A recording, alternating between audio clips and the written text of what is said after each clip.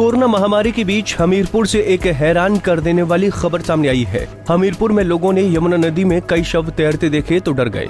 घटना गुरुवार 6 मई की बताई जा रही है।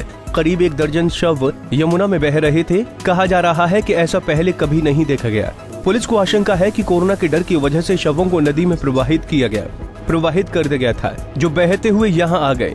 जानकारी के अनुसार हमीरपुर जिले में बहने वाली यमुना नदी का उत्तरी किनारा कानपुर से लगता है। मृत्यु होने पर अंतिम संस्कार के बाद इसी यमुना में प्रवाहित किए जाने की पुरानी परंपरा है। यमुना नदी में इक्का दुक्का शव पहले भी देखे जाते रहे हैं, लेकिन कोरोना काल में नदी में शवों की संख्या बढ़ गई है। आशंका जताई जा रही है कि कोरोना के डर से ग्रामीण शवों का अग्निदाह करने के बजाय यमुना में बहा दे रहे हैं।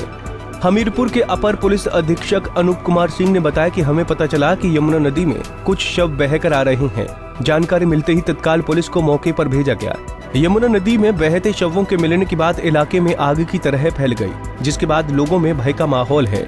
फिलहाल पुलिस को भी नहीं पता कि यमुना नदी से जो शव बरामद हुए हैं उनकी मौत कैसे हुई है, और अभी भी ये एक पहेली बनी हुई है।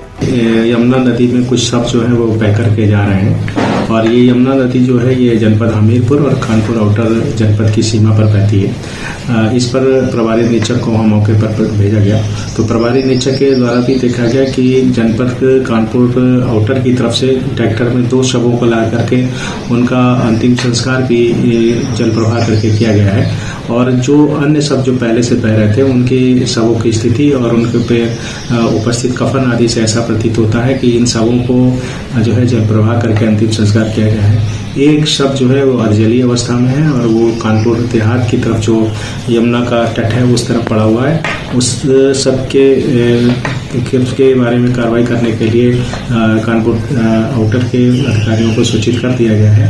और ये जो शव जो बह रहे हैं ऐसा प्रतीत हो रहा है कि ये जो जल प्रवाह करके अंतिम संस्कार किया गया है ये वही शव है।